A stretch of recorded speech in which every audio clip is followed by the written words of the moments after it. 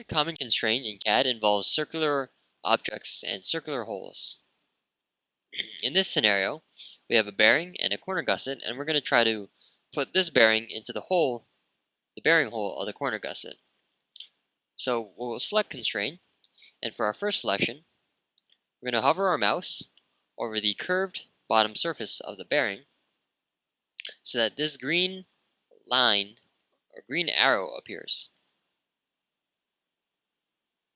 Notice, make sure when you hover over the bearing that a green dot is not appearing, but rather a green arrow. And when the green arrow appears, click it to make your first selection.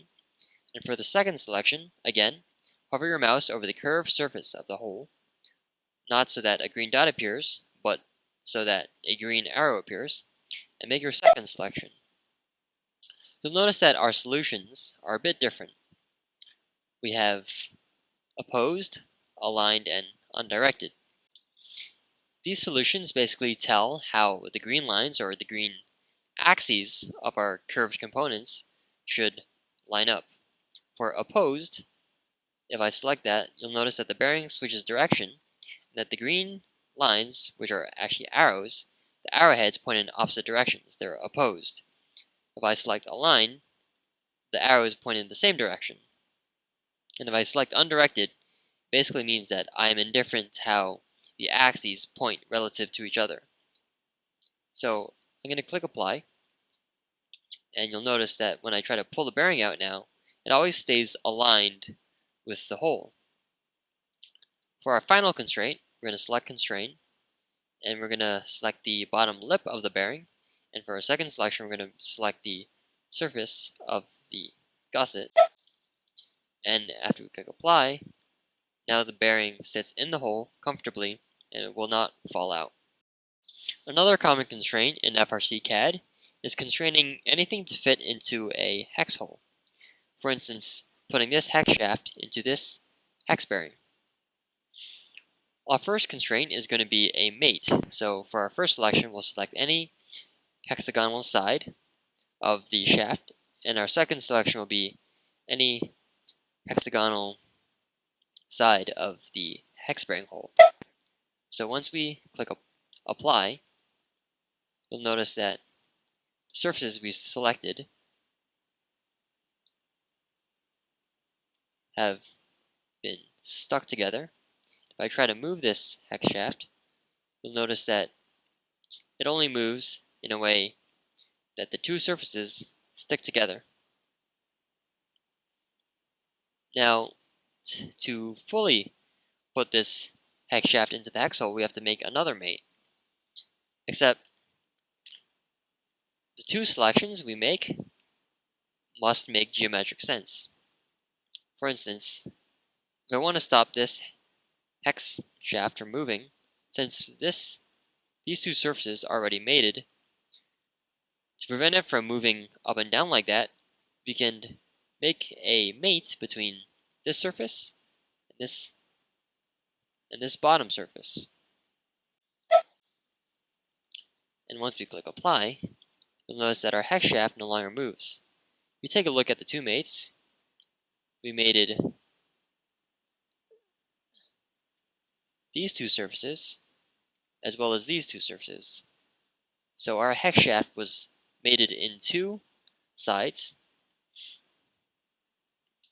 so that it would not be able to move around. Let's say I made an incorrect selection. Let's say that I decided to mate this bottom surface with this top surface. Once I click apply, I get a constraint error where the assembly cannot be solved. Let's click cancel. That means that our second constraint, would not work geometrically. Because if we select this top surface and we wanted to stick to this bottom surface right here, while maintaining the contact between these two surfaces, it wouldn't work out. Whereas if I decided to mate this top surface of the hex shaft with this top surface of the hex hole, it would work out. Because it is possible to have these two surfaces be in contact along with these two surfaces. And you'll notice when I move the hex shaft around, it can go in and out, and while maintaining the alignment of the sides of the hex shaft with the sides of the hex hole. Constraining other items onto the hex shaft is a very similar procedure. Let's go ahead and constrain this lock collar.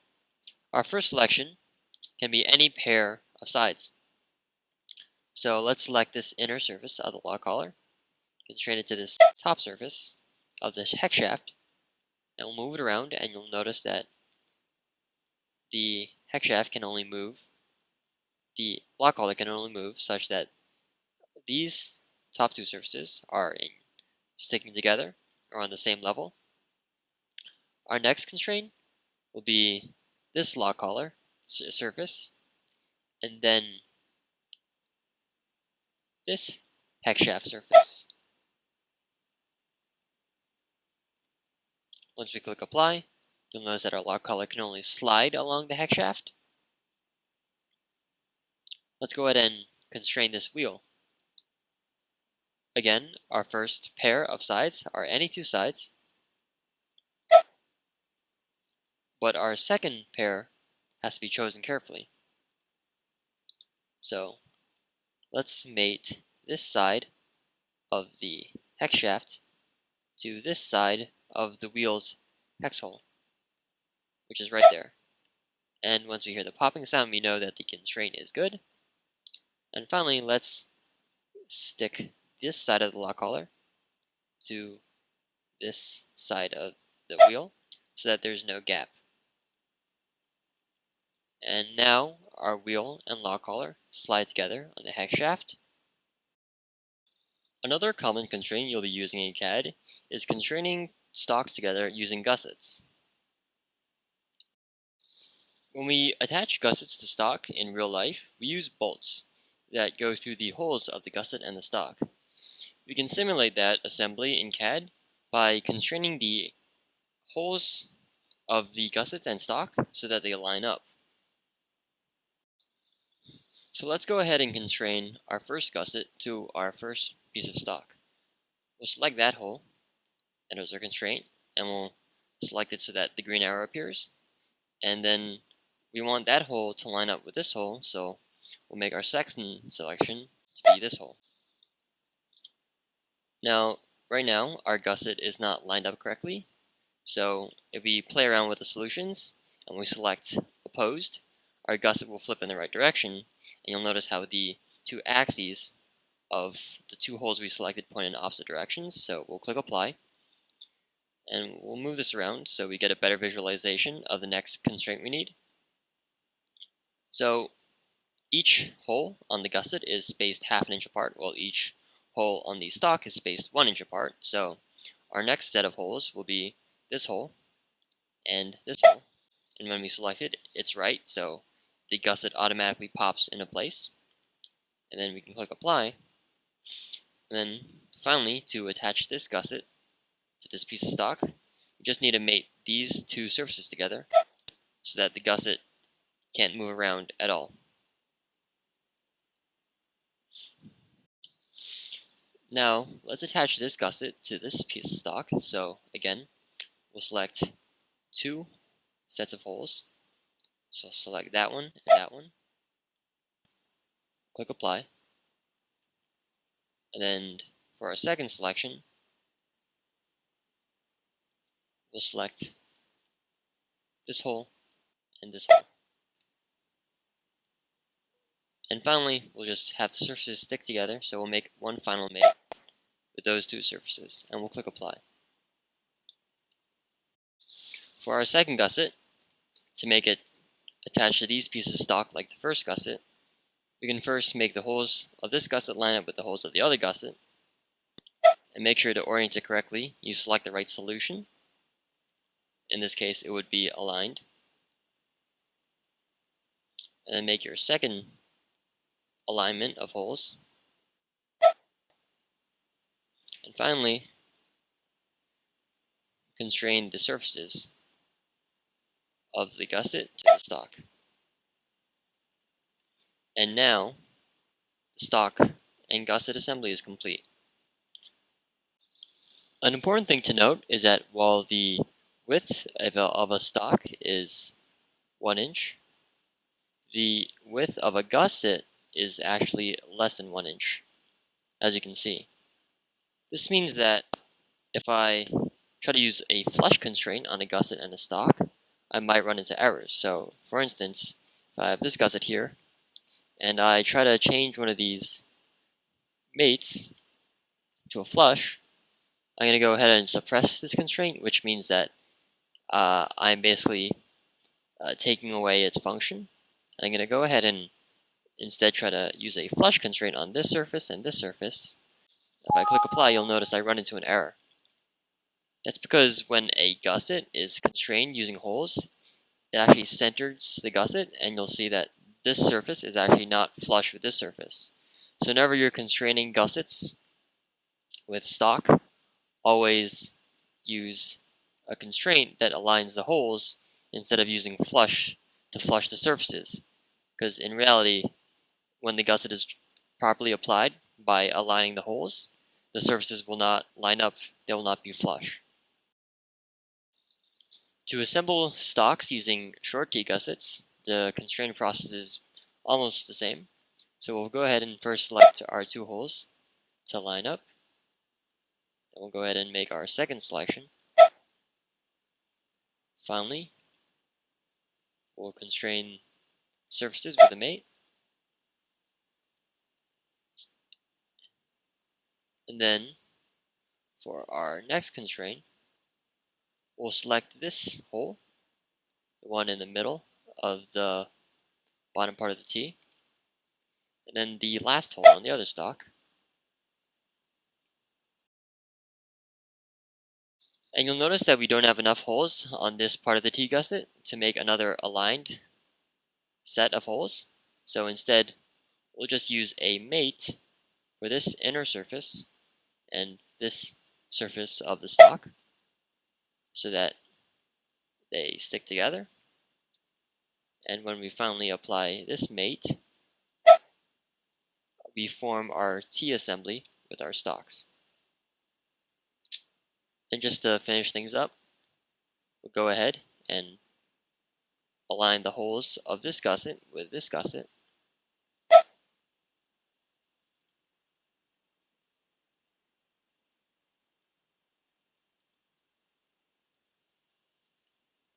And we'll add another constraint here. And then a final mate here. And that's an assembly of two stocks with short T gussets. The only difference between this assembly setup and this assembly is that for this stock to be assembled with this gusset, only one hole is used, and then a mate is applied between the inside of this surface and this surface. Often in CAD, you're going to need a stock of a specific length that's not offered in the parts library of stock that we have. So what you do is you open your parts library, and for the type of stock you need, let's say I need square stock, open the longest length of 59 inches, and then we're going to use the split feature to adjust the length. To do that, we're first going to create a plane, and we're going to select offset from plane. And I'm going to go here and select this square surface of the square stock. And then when it asks for a dimension, let's say that we need a stock that is 8 inches. This stock is currently 59 inches, so we're going to want to cut off 51 inches of stock. So you'll notice that our plane moves up 51 inches in, leaving a 51-inch section and then an 8-inch section. Click check. Now that our plane is added, we're going to go ahead and use the split tool. And instead of using split face, we're going to select split trim solid. And then for our split tool, we're going to select our plane that we created.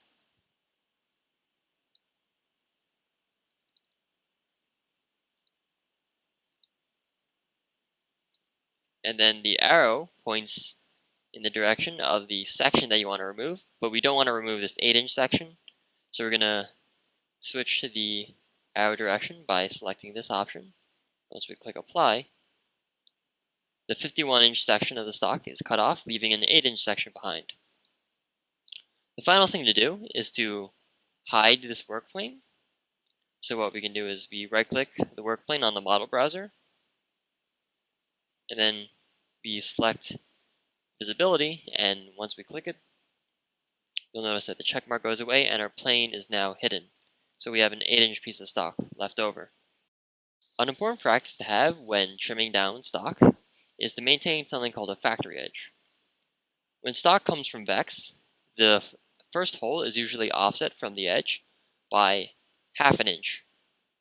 So whenever you're trimming down stock, always try to maintain that ½ inch offset on both sides, if possible, so that it becomes easier to assemble stock using gussets, which have their holes spaced by ½ inch. Finally, when your stock is finished and trimmed to the right length, go to File and Save As. And typically, for our team, we don't save our modified stock in the parts library because it's not a standard length. So we usually save it wherever our mechanism is. For this example, I'm just going to save it in my downloads, give it a proper name, 1x1 stock, and have the dimension of the stock, the length of the stock included. So this is an 8-inch stock. So whenever you make a split of a stock and trim it down to a custom length, don't save it in the parts library, just save it where your mechanism is. Another important skill you'll be using in your CADing in FRC is creating a hole in a 1x2 stock for a bearing. So since the stock is divided into these 4 sections, just create a sketch on one of these surfaces. And the important part of putting a bearing hole into a 1x2 stock is having the bearing hole centered. So when you create a circle, you might be tempted to just put the center anywhere on this line, but in reality, you'll notice that this line, if you zoom in, is made up of 3 parts because the stock actually has a little niche in it, a triangular niche. So when selecting where the center should be, make sure you always have the center along the actual center line. We'll go ahead and make our bearing hole a diameter of 1.125 or 1 1/8 of an inch because that's the diameter of the bearing. And we'll go ahead and make more specific dimensioning. We'll first check that this is 1 inch off, and that is so. And to offset it from the other edge, we'll do 2 inches for now. We'll go ahead and finish sketch, and then we'll finally finish creating the hole by extruding both halves of the bearing hole.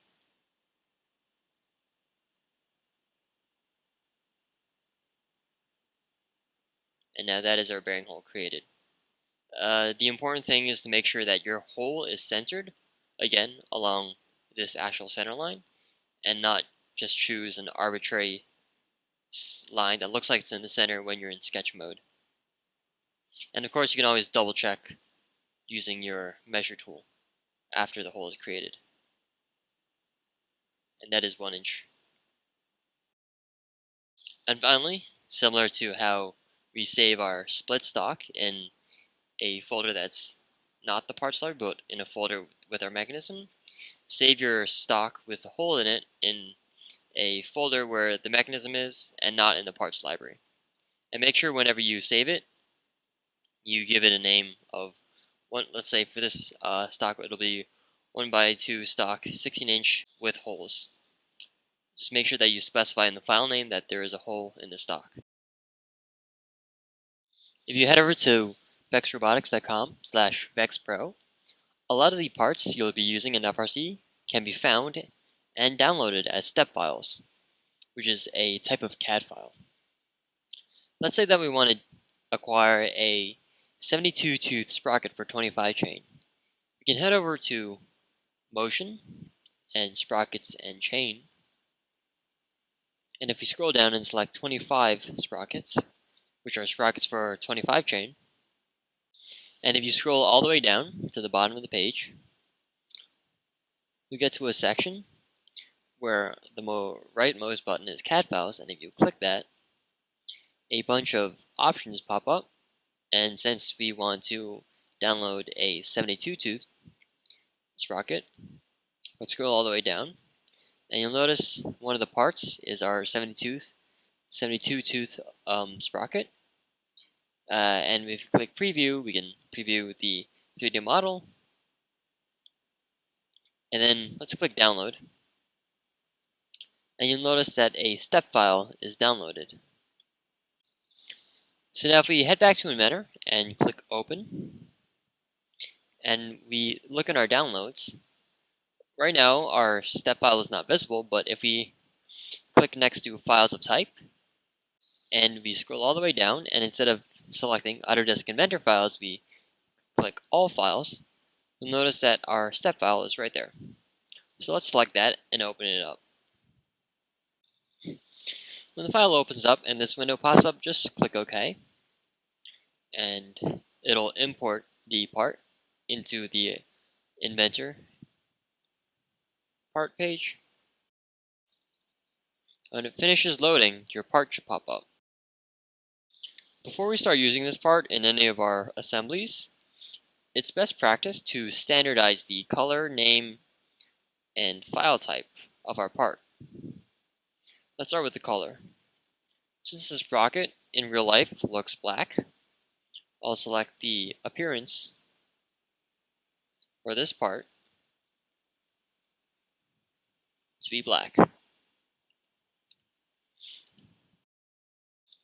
Next, let's standardize the file type and file name. So we'll click File, Save As for our part, and head over to the file where we want to save this part to. And we'll give it a name that is detailed about what the part is. So this is a sprocket with a 1 1/8 inch bearing hole. It has 72 teeth, and it is a 25 chain sprocket.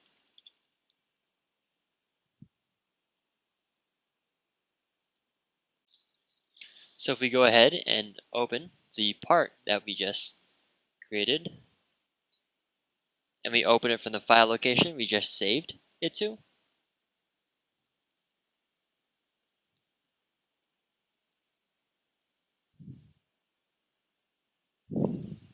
you'll notice it pops up with the right colors, and it already has the right file name, and it is of the right file type, an Inventor IPT. For some step files, converting them to an Inventor file will create an assembly file as well as many IPT files. Let's say we want to download a gearbox. We head over to VexPro and select gearboxes. And let's say we want to download a versaplanetary gearbox on CAD.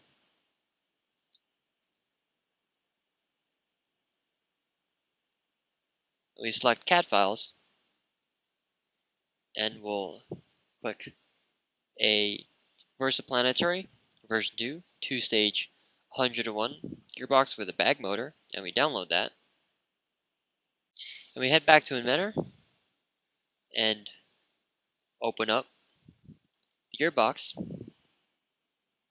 So after the file loads, you'll notice on the model browser that there are a bunch of subfiles, which means that once this step file is converted into an Inventor file, it becomes an assembly along with all the subfiles in the assembly.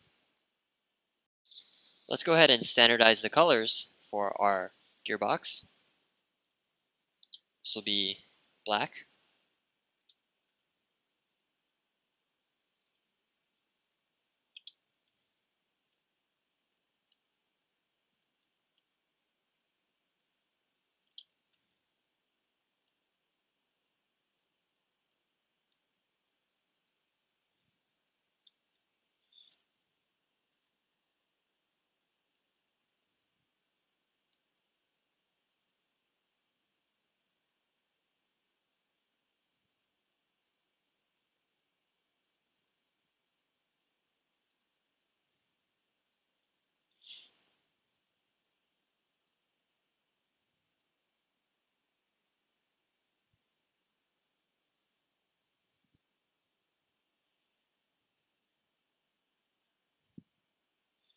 And for this motor, we can open the sub file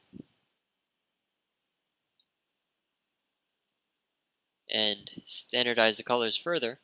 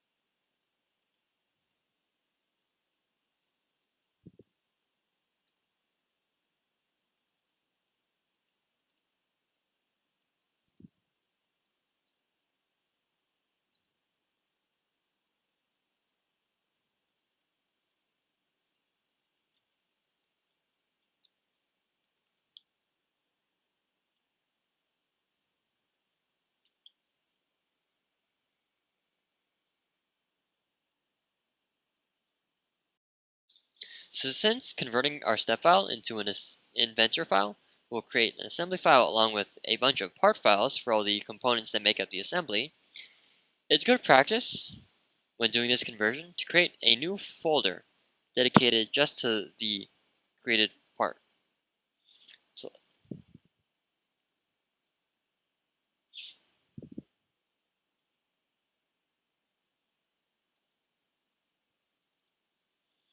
So when saving our new converted step file, we'll create a new folder, give it a name,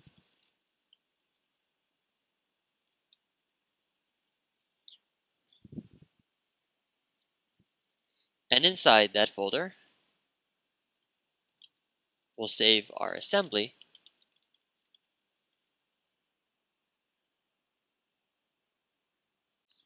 So if we go ahead and open our file which we just saved,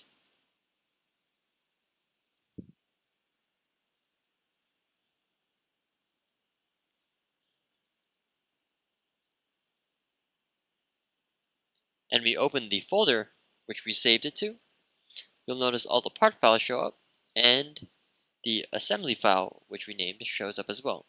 So let's open the assembly file. And when we open it up, all our changes and standardizations to the colors have been saved. So whenever you're going to use this entire file, assembly file, in another assembly file for your FRC CADing endeavors, just use the file which you named. So if you ever need to use this file for one of your other FRC inventor assemblies, just use this assembly file which you named.